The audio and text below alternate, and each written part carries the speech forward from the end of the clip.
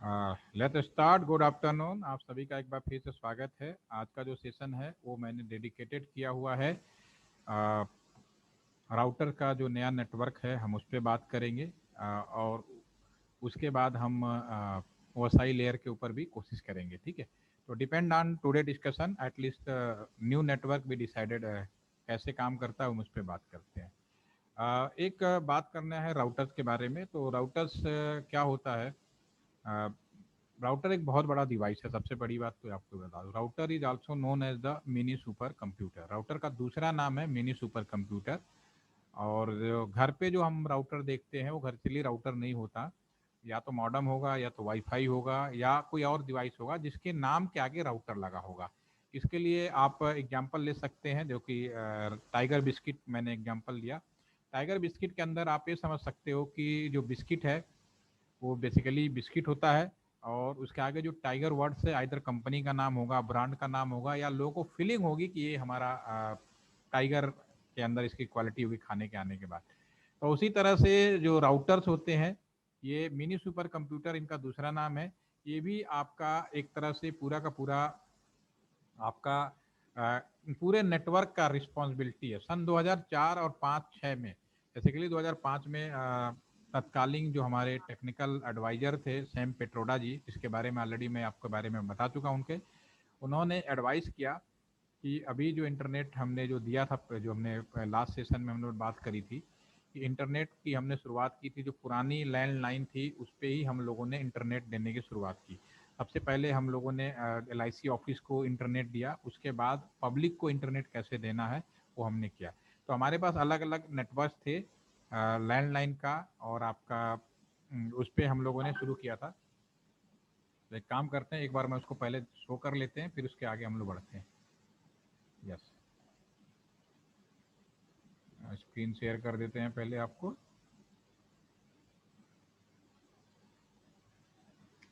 इस पर हम जहाँ पहले छोड़े थे हम उसको बात करेंगे, फिर हम आगे बढ़ते हैं। यस, कल हमने इंटरनेट के बारे में बात किया था, तो ये हमने ऑलरेडी एक्सप्लेन कर चुका हूँ। और हमने भी बताया कि हमने लैंडलाइन पे और वाईफाई पे और इस सारी चीज़ों पे हम लोगों ने देखा। ठीक है, उसके बाद जो इंटरनेट की हमने जब शुरुआत की तो हमारे पास लैंडलाइन पे हमने ट्राई किया, डायल अप, ISDN और DSL टेक्नोलॉजी आने के बाद इंटरनेट की पूरी दुनिया बदली है। और आज DSL टेक्नोलॉजी कहते हैं ना कोई ऐसी चीज़ होती है जिन्हें थैंक यू बोल दो, क्योंकि वो हर चीज़ की जिम्मेदारी होती है। तो DSL एक ऐसा टेक्नोलॉजी है, डिजिटल सब्सक्राइबर लाइन, पूरा नाम है digital subscriber line.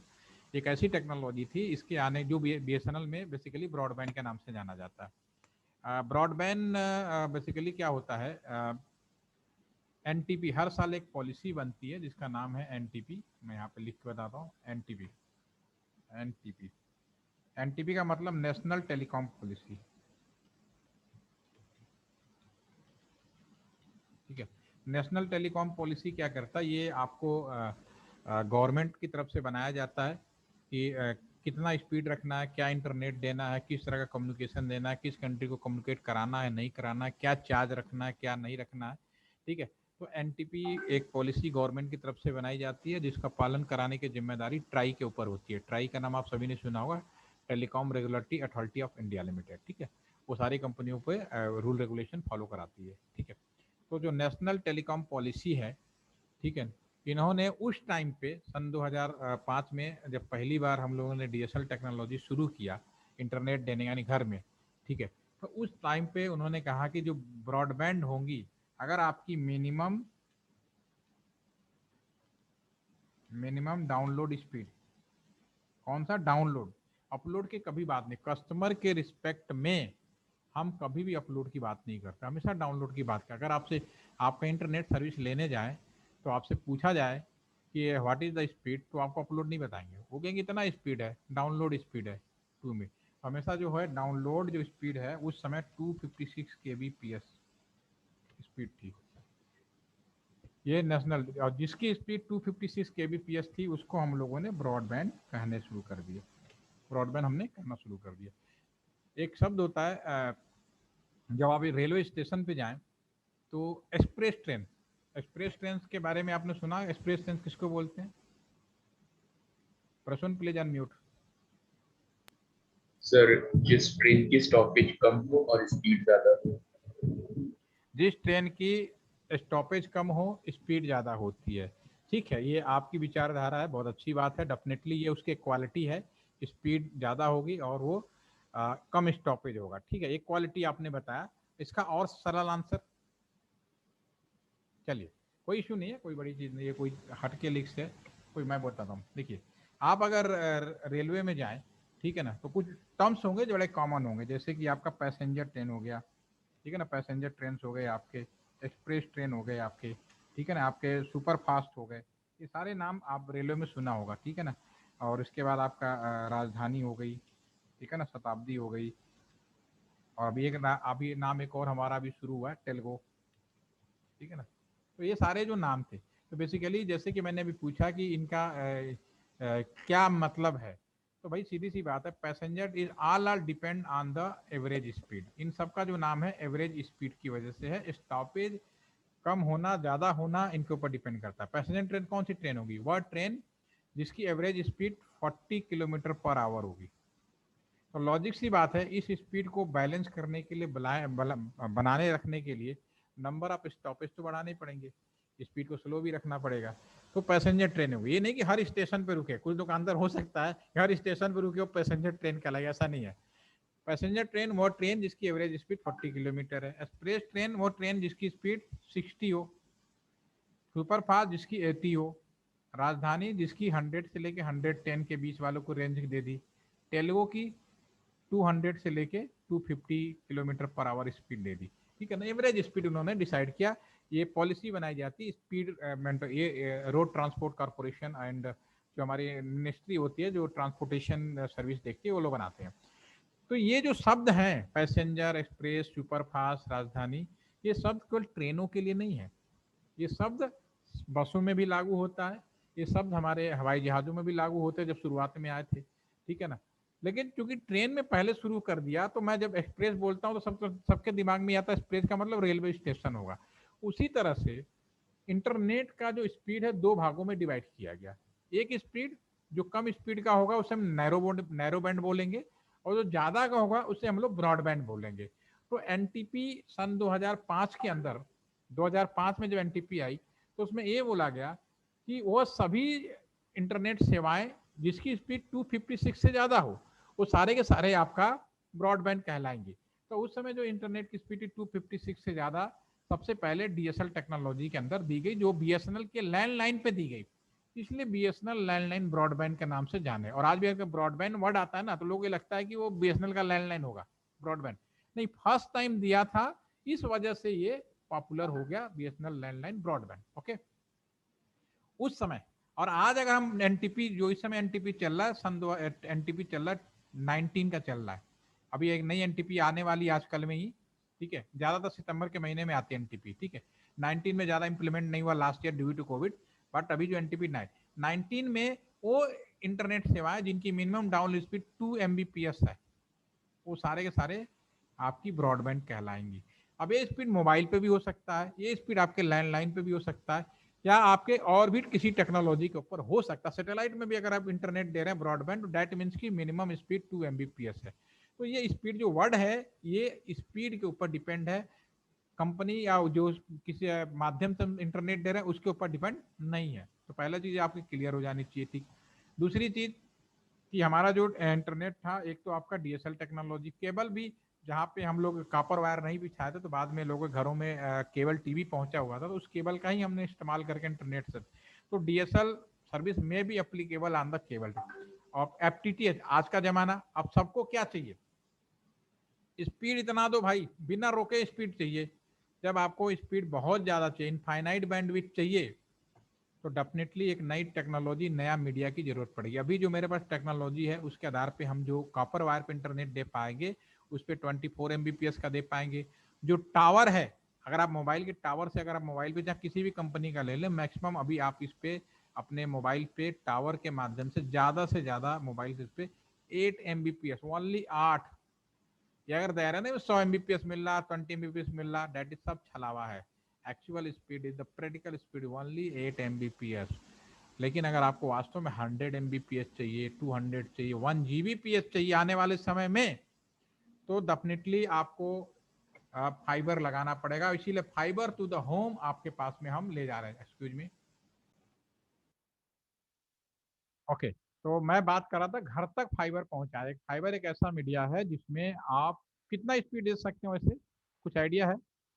Anyone have any idea कि how many maximum possible speed in the optical fibre? 7 Gbps. Okay, any more? Fibre एक ऐसा माध्यम है, इसमें स्पीड की कोई लिमिटेशन नहीं है। इनफाइनाइट स्पीड आप फाइबर में भेज सकते हो, पहली चीज है। लेकिन घर पे हम जो फाइबर लगा रहे हैं या कहीं भी हम फाइबर के माध्यम से इतनी स्पीड क्यों नहीं मिल रही? बहुत सीधा सा आंसर है।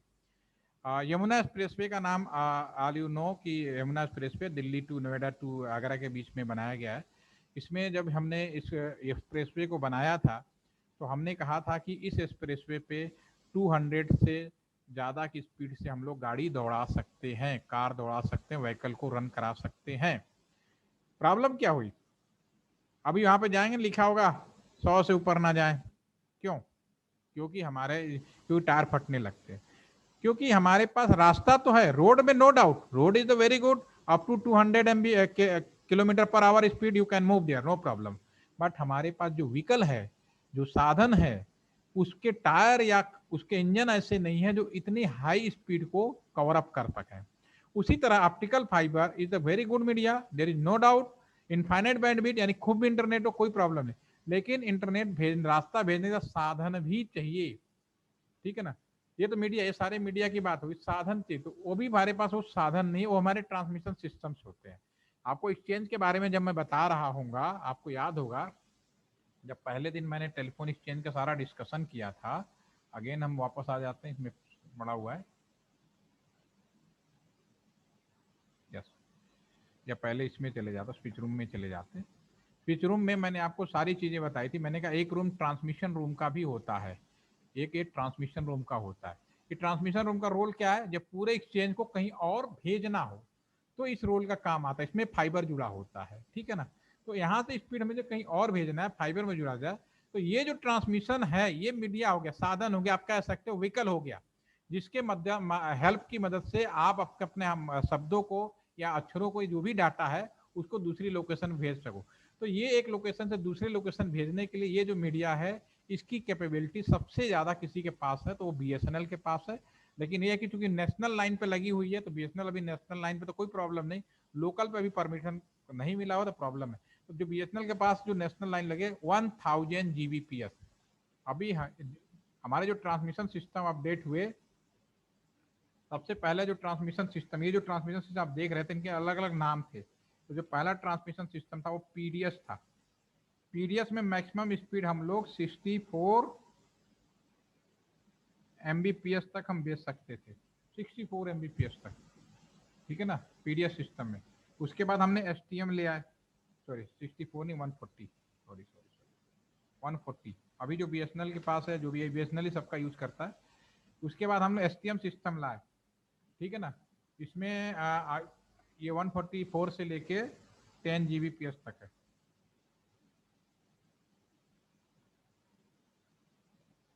मैं एक्यूरेट बताऊंगा, मुझे याद नहीं आ रहा। एसटीएम का जो उसके बाद एसटीएम सिस्टम आया, या इसका दूसरा नाम है एसडीएस, ठीक है ना। इसमें जो स्पीड है अभी ये ज्यादातर आपको मिलेंगे, इसमें जो स्पीड है वो हमारा 10 Gbps तक है। अब जो हमने सिस्टम लगाया है उस सिस्टम का नाम है DWDM, टेक्नोलॉजी का नाम है। पहले था पुराना जहाज है, नया जहाज, ठीक है, तो टेक्नोलॉजी बदल ली है, चीजें वही है, ठीक है ना। तो ये जो DWDM है, पहले हमने 32 लैम्डा तक का यूज कर रहे थे, 32 लैम्डा, ठीक है। एक लैम्डा शब्द होता है जो उल्टा लिख दीजिएगा लैम्डा, ठीक है, ये हम पहले यूज कर रहे थे। तो 32 लैम्डा, इसमें जो मैक्सिमम यूज होता था 32, नॉट 32, तो इसमें जो स्पीड जा रही थी 32 Gbps तक जा रही थी। अब बीएसएनएल ने सबसे लेटेस्ट ट्रांसमिशन सिस्टम यूज किया है। अनफॉर्चुनेटली वो अभी बीएसएनएल अपने लिए खुद नहीं कर पा रहा, उसका इस्तेमाल अभी जो प्राइवेट ऑर्गेनाइजेशन है सबसे ज़्यादा रिलायंस कर रहा है। ये बड़ा दुख का विषय कह सकते हो या सही भी कह सकते हो। इस पे 1000, इसको बोलते हैं 1000 Gbps कह सकते हो, Gbps DWDM system, DWDM system, ठीक है ना। ये टेक्नोलॉजी का नाम है, इसमें 1000 Gbps तक। तो मैंने अगर आपसे सवाल पूछा कि मिनिमम स्पीड कितना है, तो मिनिमम स्पीड के लिए तो आपको सीधी बात है कि डायल अप कनेक्शन वाला जो मैं कल बात कर रहा था कि पुराना अगर कॉपर वायर जो यूज कर रहे थे ये वाला, तो इसमें जो हमारी जो स्पीड थी जो ये है 64 kbps आइडियली नहीं 56 kbps मैक्सिमम अभी तक जो हमारे पास सिस्टम है 1000 gbps का स्पीड आप दे सकते हो। फाइबर में कितना जा सकता है, इनफाइनाइट जा सकता है। तो फाइबर में स्पीड भेजने वाला जो सिस्टम है वो 1000 dBW सबसे advance system available with the BSNL not other any organisation. Maximum speed is 1000 Gbps. तो अगर इंडिया के अंदर इतना पॉसिबल है और आने वाले समय में डेफिनेटली आपके पास जब फाइबर लग जाएगा घर तक तो कोशिश होगी कि सबको जीबीपीएस का स्पीड दिया जाए। और आपके कंप्यूटर के अंदर अब वाईफाई से बात नहीं बनने वाली है और क्या कहते हैं लैंड पोर्ट से बात नहीं बनने वाली है। आपके कंप्यूटर के अंदर एक फाइबर पोर्ट का स्लॉट लगाना पड़ेगा अगर स्पीड चाहिए। या फिर एक नई टेक्नोलॉजी हम लोग डेवलप कर रहे हैं in place of wifi, this is the leafy technology का नाम है लाइट वाईफाई, बिजली के जिसमें प्रकाश का यूज किया जाएगा या क्वांटम मैकेनिज्म का यूज किया जाएगा। ठीक है ना, अभी चल रहा है वो प्रोसेस चल रहा है, काफी हद तक हम लोग एक्सपेरिमेंट करके सफलता भी पा चुके हैं। लेकिन जब आएगा तो आएगा तब आपकी स्पीड बढ़ेगी। तो अभी current time that is speed only आपका जो स्पीड है 64 ideally to maximum ideally 1000 Gbps, 64 kbps 1000 Gbps internet का बैरी। समय बदला, मोबाइल में भी आपके जो हमारा टेक्नोलॉजी था सीडीएम में उसमें भी मोबाइल में। तो अगर आप थोड़ा सा बचपन में जाएं तो आपको याद होगा कि सब लोग इंटरनेट यूज करने के लिए डोंगल एक वर्ड यूज करते थे कि कंप्यूटर में लगाओ और डोंगल से यूज करो। तो ये हमारे सीडीएम में टेक्नोलॉजी की देन थी, डोंगल लगाई और इंटरनेट करी। तो पहला जो डोंगल था उसमें केवल इंटरनेट कर पा रहे थे, उसको हम ईवीडीओ बोलते थे, ईवीडीओ। बाद में कहा कि नहीं हम कंप्यूटर से बात भी करना चाहते, कॉल सेंटर वालों ने कहा हम कंप्यूटर से बात भी करना चाहते, तो ईवीडीओ इसी का मॉडिफिकेशन लाया। इसमें जो स्पीड गई 2.4 एमबीपीएस तक की गई, ये भी बहुत जल्दी ही आउटडेटेड हो गया। फिर उसके बाद जो टेक्नोलॉजी आज के ज़माने में रह गई, बीएसएनएल ने 4G 2011 में लगाया था वाईमैक, जो आज रिलायंस दे रहा है, वो ऑलरेडी एलटी टेक्नोलॉजी थी। वो वही टेक्नोलॉजी बीएसएनएल ने वाईफाई वाईमैक्स नाम से 2011 में दे चुका था। बस प्रॉब्लम ये थी कि मुझे याद है कि मैं खुद ही बागपत जिले में इसको लगाया था और मैं गांव में गया, मैंने कहा भाई बहुत बढ़िया इंटरनेट आया है। आप क्योंकि स्पीड भी 2 एमबीपीएस से ज़्यादा थी तो आप मोबाइल पे ही टेलीविज़न देख सकते थे, वीडियो कॉल कर सकते थे। ये मैं उस टाइम 2011 की बात कर रहा हूँ। तो मैं गांव वालों को बता, तो गांव पूरा जाटों का गांव है, वहाँ पे लगता तो उनकी लोकल जो भाषा थी।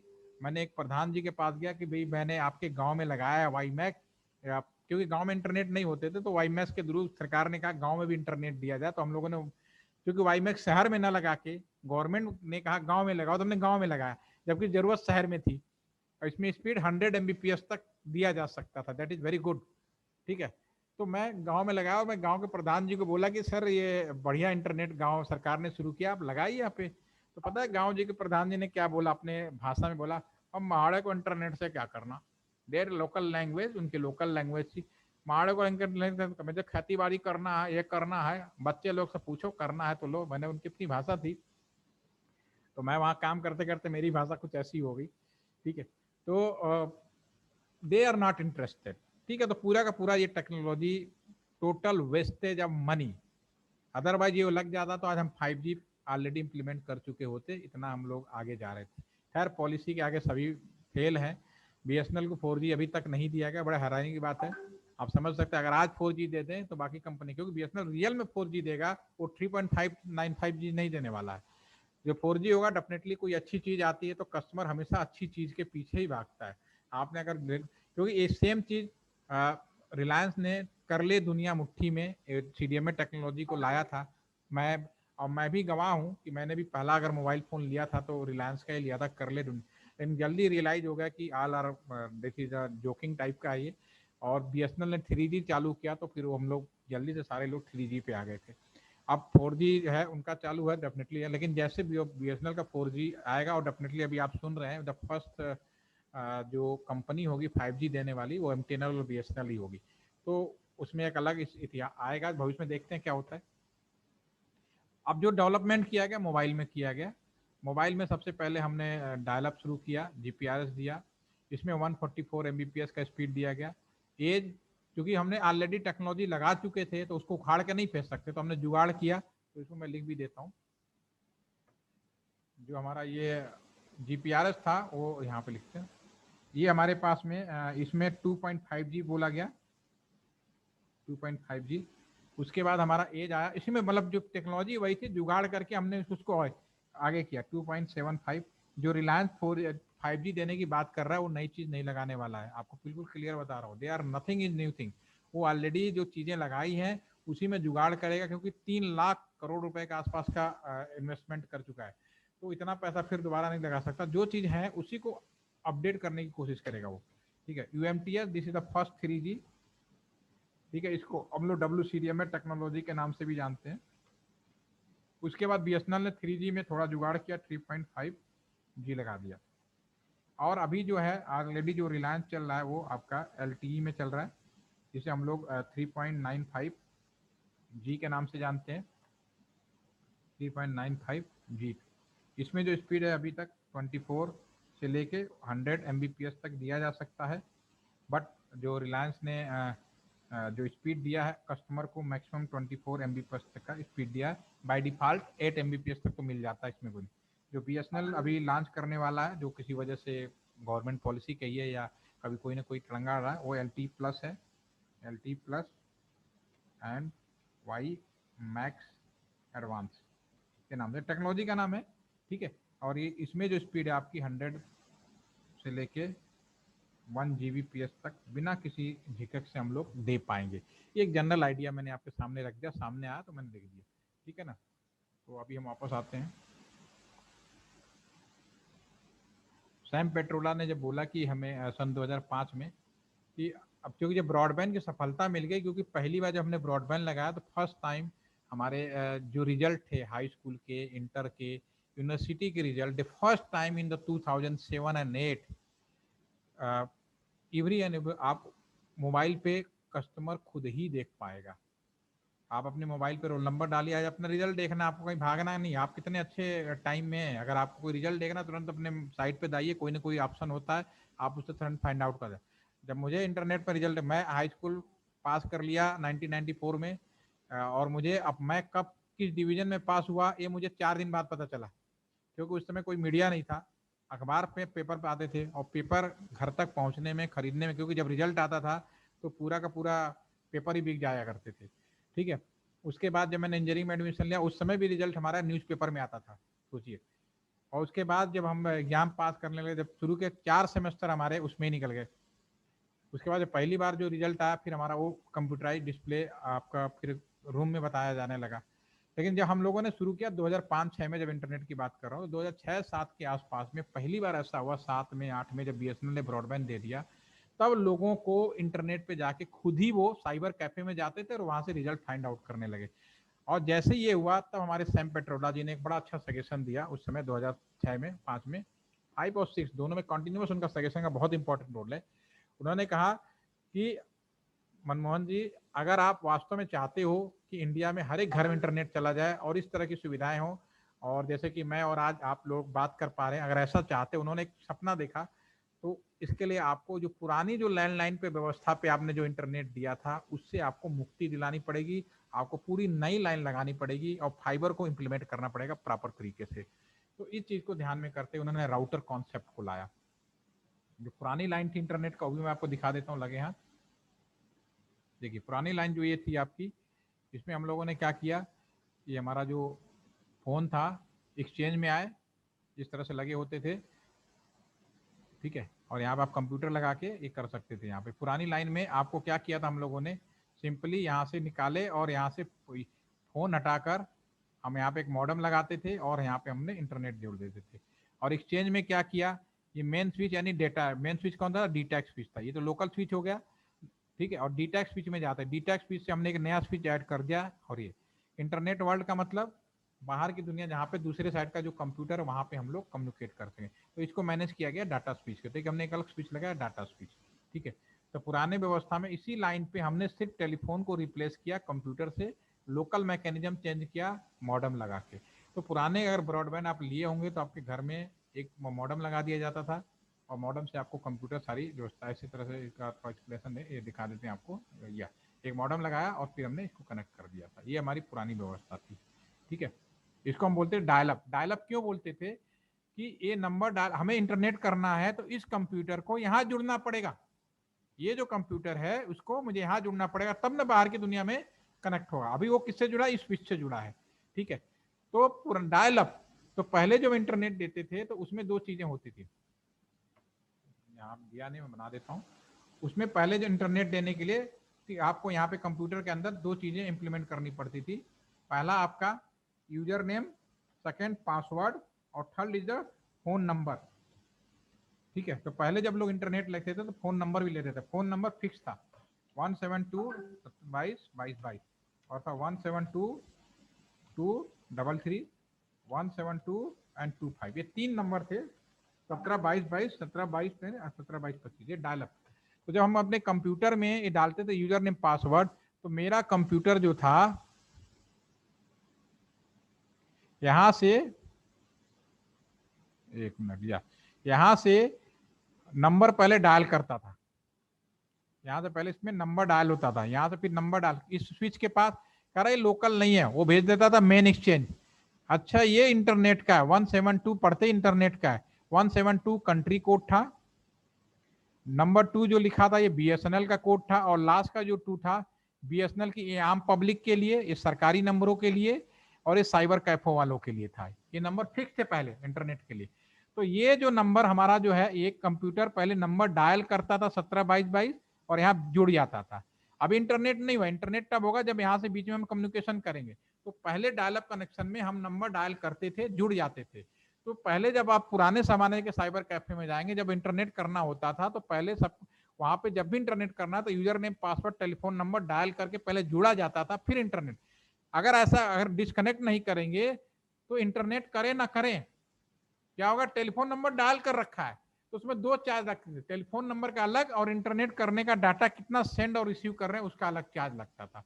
इसलिए डायल अप कनेक्शन बहुत ही महंगा कनेक्शन था, एक तो स्पीड नहीं होती थी, ठीक है ना। तो इन सबसे मुक्ति मिल गई जब हमने ब्रॉडबैंड में ले आए। ब्रॉडबैंड में क्या किया हम लोगों ने, यही चीज लगे यहाँ दिखा देते हैं। ब्रॉडबैंड में हमने घर में एक स्प्लिटर लगा दिया और एक हमने यहाँ पे मॉडम लगा, एडीएसएल मॉडम, और इससे इस मॉडम से अब हम पहले एक ही कंप्यूटर जोड़ पा रहे थे, अब हम 3 से ज्यादा भी जोड़ सकते हैं। अब सेटअप बॉक्स लगा के, आज का ये ब्रॉडबैंड है, अगर आपके घर में बीएसएनएल का ब्रॉडबैंड है या एयरटेल का तो कुछ इस तरह से व्यवस्था होगी स्प्लिटर। अब उसको फोन भी आपको जबरदस्ती दे दिया जाता है, फोन अब कोई कहने के लिए रहेगा भाई जब लाइन आ रहा है तो फोन भी ले लो, कभी तो कॉल करोगे, नहीं करोगे तो भी कोई बात नहीं, ठीक है। अब यहाँ पे दूसरे, ये हमारे घर की व्यवस्था। दूसरे साइड में हमने क्या किया, इसी के यहाँ पे वापस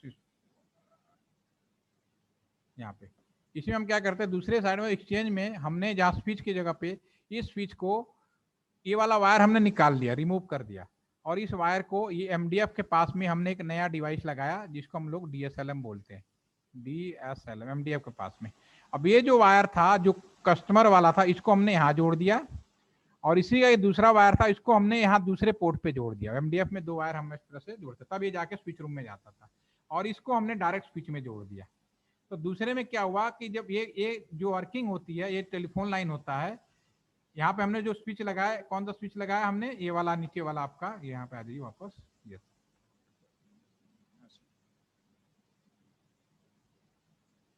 ये हमारा फोन है, हमने यहाँ पे स्प्लिटर लगा दिया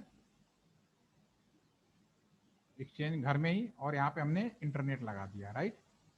अब यहाँ से आगे टेलीफोन लाइन आगे एक हो गई, ये आपका डीपी पिलर कैबिनेट होते एक्सचेंज में पहुंच गया एमडीएफ में। ये हमने आपको पहले दिन बता रखा था।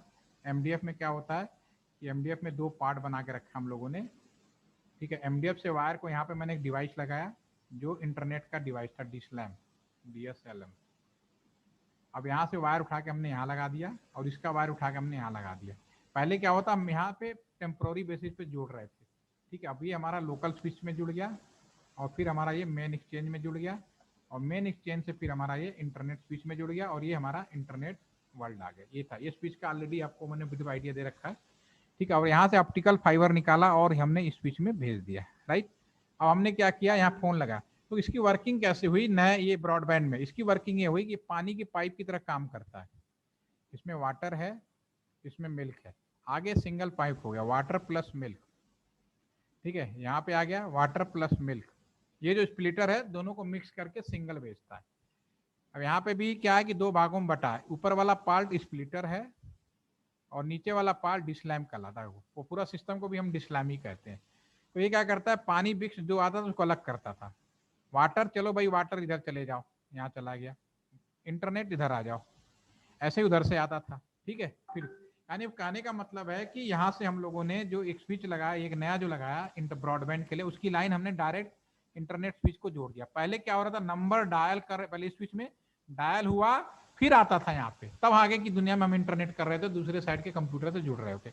हमने क्या किया, इसको बाईपास कर दिया, इसको बाईपास कर दिया, हमने नया फाइबर बिछाया यहाँ पे और सीधा यहाँ जोड़ दिया। तो हमारा जो ब्रॉडबैंड कनेक्शन था वो ऑलवेज ऑन हो गया। टेलीफोन की लाइन आई, वो अलग इसी लाइन पे आ रही है, लेकिन यहाँ से फिर अलग हो गई, और इंटरनेट की भी लाइन यहीं पे आ रही, फिर अलग हो गई यहाँ पे जाके। तो एक ही लाइन पे इंटरनेट और टेलीफोन दोनों चले रहे। पुराने वाले में क्या था, नंबर डायल कर रहे थे, तो उस समय जब आप इंटरनेट कर रहे होंगे उस समय आपको कॉल नहीं आ सकती, ना आप कॉल कर सकते। अब ब्रॉडबैंड में दोनों चीजें हो गई। अगर किसी वजह से ये फेल हो गया, टेलीफोन बंद हो सकता है लेकिन इंटरनेट चलता रहेगा। अगर बीच में कहीं फेल होगा तब दोनों बंद होंगे। ठीक है, तो ब्रॉडबैंड आने से फायदा होगा कि इंटरनेट आप 24 घंटे चालू करके रख सकते थे, पहले में ऐसा नहीं था। जब इसकी सफलता मिल गई तो हमारे जो सैम पेट्रोडा थे उन्होंने राउटर की व्यवस्था करी, और उन्होंने 3 तरह के राउटर वो बोला लगाने के लिए, वो मैं यहाँ पे डिस्कस कर रहा हूँ आपको।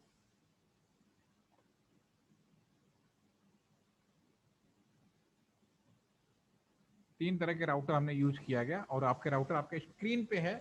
ये राउटर अलग से लगाए गए, नई लाइन बिछाई गई सन 2005 और 2006 से कस्टमर को चालू करा दिया गया। ये सारे राउटर्स हैं, राउटर एक जैसे ही हैं, बट इसमें क्या कॉन्सेप्ट रखा, 5 मिनट में आप समझ लीजिए। ये राउटर जो लगाए गए इन्हें नेशनल राउटर कहा गया। ये राउटर लगाए गए कहाँ कहाँ, आपके स्क्रीन पे लिखा है, दिल्ली में, मुंबई में, बेंगलोर में, चेन्नई में। और ये जो राउटर लगाया गया इसकी कीमत करीब 2 करोड़ रुपए की थी। और इस राउटर को इसको बोलते हैं कोर राउटर, मेन राउटर, इसको बोलते हैं कोर राउटर यानी मेन राउटर। ये राउटर किसी भी कभी भी, जब सैम पेट्रोडा जी ने या मनमोहन जी ने जब इसको अप्रूव किया था तो उन्होंने कहा था कभी भी हम प्राइवेट ऑर्गेनाइजेशन को नहीं देंगे। आज भी यही है, पीपीपी मॉडल संभव, public private partnership is possible. ठीक है, बट हमें देना नहीं है। ठीक है, चाहे कोई भी कंपनी हो उसको इसी लाइन पे आना पड़ेगा। और मुंबई, और ये सब इंटरनेशनल गेटवे कहते हैं, मुंबई बेंगलोर से आप समुद्र के माध्यम से दूसरे कंट्री में आप जा सकते हैं। ये नई लाइन उन्होंने, और ये सारे कनेक्शन आपस में जोड़े गए। तो जो कंप्यूटर साइंस में अभी जो लोग हैं, ये बताइए कौन सी टोपोलॉजी है ये, प्लीज चैट के माध्यम से बता दीजिए। Star topology. कौन सा? Star star. आपको स्टार लग रहा है? एनी मोर, और किसने बताया? मैश टोपोलॉजी, मैश, हाँ सर, मैश है, ठीक है। मैश है, मैश है, मैश टोपोलॉजी। बिकॉज क्योंकि हर डिवाइस डायरेक्टली इनडायरेक्टली जुड़ा हुआ है। इसे कंप्यूटर मानिए, यस यस, बहुत बढ़िया, अब जवाब आ गया। ठीक है, क्योंकि इसको इस तरह से बनाया गया, अगर किसी वजह से ये फेल हो तो भी हमारा ये काम करेगा। ठीक है, this is mesh topology, right. ठीक है, ये सारे के सारे। तो ये कंपनी, अब इससे ये दूसरा जो नेटवर्क जुड़ा गया, ये आईएसपी के पास रहा। ठीक है, आईएसपी पास में हो गया, या फिर आपका डेटा, इसको कंपनी जो होती है पी राउटर भी बोलते हैं, पीई, प्रोवाइडर एज राउटर, यानी बीएसएनएल, रिलायंस, टाटा, उनके पास में।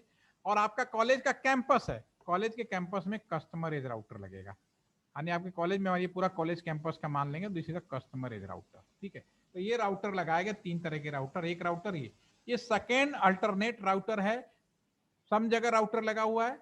ठीक है, national router by default, government of India, management by currently by the BSNL. Okay, और दूसरा ये कंपनी कोई भी कंपनी हो सकती है, बीएलएस, बीएसएनएल, रिलायंस, टाटा, जो भी है। तीसरा आपके कॉलेज में, अगर अपने कॉलेज के कैंपस में आप इंटरनेट कर रहे हैं तो आपको एक राउटर खरीदना पड़ेगा, और उसके आधार पर आपको ये पूरा इंटरनेट जोड़ना पड़ेगा। तो जो आप लोग जुड़े हैं, आपको मैं पूरा ये सिखाऊंगा प्रैक्टिकली कि कैसे जोड़ा जाता है। तो अभी मैं इस सेशन में सिर्फ इतना ही बताना चाहता हूँ कि जो नई लाइन है, राउटर्स लगाया गया, मैश टोपोलॉजी लगाया गया। ठीक है, और ये राउटर जो मेन लाइन है, इस पे प्राइवेट नहीं, ये गवर्नमेंट हमेशा रखेगी, कभी नहीं चाहेगी प्राइवेट को दिया जाए। Second ISP, third is the customer edge router. ठीक है, कल हम इसी पे बात करेंगे, आईएसओ के बारे में बात करेंगे। ठीक है ना, ओएसआई लेयर के बारे में बात करेंगे। कल का इम्पोर्टेंट इसलिए और ज़्यादा इम्पोर्टेंट है, कल आपको क्योंकि साइबर सिक्योरिटी के बारे में भी आप लोगों को जानना है, तो कल ओएसआई लेयर को मैं प्रैक्टिकल मैनर में बताऊंगा। तो कल का जो सेशन है वो उतना ही इंपॉर्टेंट समझ लीजिए जितना कि आईपी एड्रेस का है, तब आपके माइंड में बिल्कुल क्लियर हो जाए, क्योंकि आप वैसा ही पढ़ते होंगे, टीसीपी लेयर पढ़ते होंगे, हो सकता है बहुत कठिन लगता हो, ठीक है, लेकिन शायद मेरे बताने के बाद आपको सारे लेयरों के बारे में बहुत आसानी से समझ में आ जाएगा। आपको ये भी समझ में आ जाएगा कि साइबर सिक्योरिटी में बेसिकली करना क्या है, तो सारी चीज़ें कल आपको समझ में आ जाएगी। उसके बाद एक साथ एक सेशन और थ्योरी हो सकता है अगर होगा तो, नहीं तो उसके बाद हमें प्रैक्टिकल चालू करने की कोशिश करूंगा, जो ऑलरेडी आपको मैंने सॉफ्टवेयर दे दिया है। तो कल request to all of you, कल 2:10 पे अगर कोई टाइम में कोई हेरा फेरी होता है, मैं कोशिश करूंगा 2:10 पर 2:10 पे स्टार्ट कर दूं। कोई चेंज होगा तो मैं प्रायर आपको इन्फॉर्मेशन दे दूंगा। कल एक इंटरनेशनल मीटिंग है तो में भी थोड़ा सा डिस्टर्ब हो सकता है टाइम, तो आई इन्फॉर्म टू, आपका टाइम वही रहेगा, थोड़ा बहुत चेंज हो सकता है, ठीक है। एनी कोई डाउट, एनी क्वेश्चन तो पूछिए। ये माइग्रेशन अभी कैसे चेंज हुआ मैंने आपको बता दिया, राउटर से हम आ गए हैं, ठीक है। एनी कोई question? Ashwani, are you a question? Sir actually एक इशू था, मेरे घर पे फ्रॉम 2008 टू 14 बीएसएनएल के ब्रॉडबैंड, तो उसमें प्रॉब्लम आती थी, डीएसएल लिंक स्टेबल नहीं होता था, डीएसएल लिंक वो ब्लिंक करते रहता था most of the time. D link की बोल रहे हैं, डी लिंक की, डीएसएल? हाँ सर, डीएसएल वो हमेशा ब्लिंक करते रहता था, मतलब महीने में 20 दिन ब्लिंक करेगा। जो डी लिंक है ना, जी सर। जो इसमें जो डी लिंक है, जब वो इससे जुड़ जाता है, जो दूसरे वाले स्पीच से, जब यूजर ने पासवर्ड सही पड़ा होता है, मैं भी बता देता हूँ,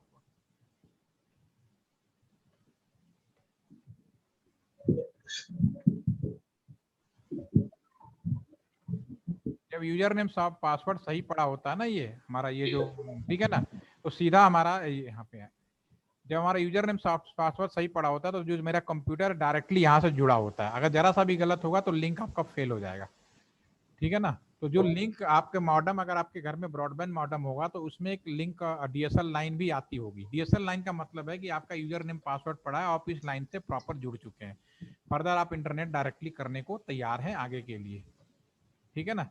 तो मॉडम में जो डीएसएल लाइन है उसका ब्लिंकिंग का मीनिंग यही होता है। आपकी आवाज थोड़ी एक्चुअली डिस्टर्ब हो गया तो मैं एग्जैक्ट आपका सवाल नहीं समझ पाया, अगर आप लिख दें तो ज्यादा अच्छा है, मैं ज्यादा अच्छे से बता पाऊंगा। तो मतलब कि नेट बहुत कम चलता है, हमेशा डिस्कनेक्शन होता रहता है, मतलब हमेशा। ब्रेक रहता है? हाँ जी सर, पहले तो अब तो खैर स्विच करके दूसरे सर्विस पे, लेकिन पहले बहुत प्रॉब्लम थी, महीने में 20 दिन खराब रहेगा, लाइनमैन भी आते थे, वो सही करेंगे, 2 दिन में फिर से खराब। हाँ, मैं बता, उसकी प्रॉब्लम क्या है, यहाँ से लेके यहाँ तक का जो पड़ा है, ये जो है ये क्या बेसिकली कॉपर वायर है, ठीक है। कॉपर वायर का जो मेजरमेंट होता है वो लूप रेजिस्टेंस से होता है। लूप रेजिस्टेंस का मतलब यहाँ से यहाँ तक इसका रेजिस्टेंस कितना है, ठीक है ना। अब अगर वायर बिल्कुल परफेक्ट है, there is no jointing minimum है, ठीक है ना, तो इसमें कोई प्रॉब्लम नहीं आती, और 6 किलोमीटर से कम है तो ये करीब लूप रेजिस्टेंस होता है 2 ओम से, बिलो देन 2 ओम, 2 किलो ओम, नहीं सॉरी 2 ओम होता है, नॉट किलो ओम, 2 ओम से कम का रेजिस्टेंस होना चाहिए, ठीक है। अगर 2 ओम से ज्यादा रेजिस्टेंस हो जाएगा तो फिर आपका लिंक ब्लिंक करेगा, और ब्लिंक इसी वजह से करता है कि बीच में बहुत सारे ज्वाइंट हो गए, कहीं पे चूंकि डबल वायर है, कहीं कांटेक्ट भी बन जाता है, तो एकदम से जब जुड़ते हैं तो रेजिस्टेंस बहुत हाई हो जाता है। तो जो आप बता रहे हैं कि बार बार ब्लिंक कर रहा है, तो इसका मतलब है कि कहीं ना कहीं जो कॉपर वायर है वो कहीं ना कहीं जमीन के अंदर आपस में शॉर्टिंग कर रहा है, या उसमें इतने ज्यादा ज्वाइंट लग गया है कि 2 kilo ohm, kilo, yes 2 kilo ohm से ज्यादा जा रहा है। तो आपकी जो लिंक है जब रीसेट करते होंगे तो शुरुआत में क्या होता है, वो एक बार पूरा सा लूप रीजन भेजता है, तो पूरा चेक करके ओके बता देता है, अदरवाइज वो फिर ब्लिंक करना स्टार्ट कर देता है, ठीक है। तो जब आप कंप्लेन करते होंगे तो या तो किसी और का वायर जो बीच में, कोई भी केबल वायर तो एमडीएफ से बदला जा सकता है ना, तो आपकी वायरिंग चेंज कर सकते हो। Any more? चलिए हम और पूछेंगे, आप ग्रुप में क्वेश्चन और डालिए, हम उसका और आंसर देते हैं।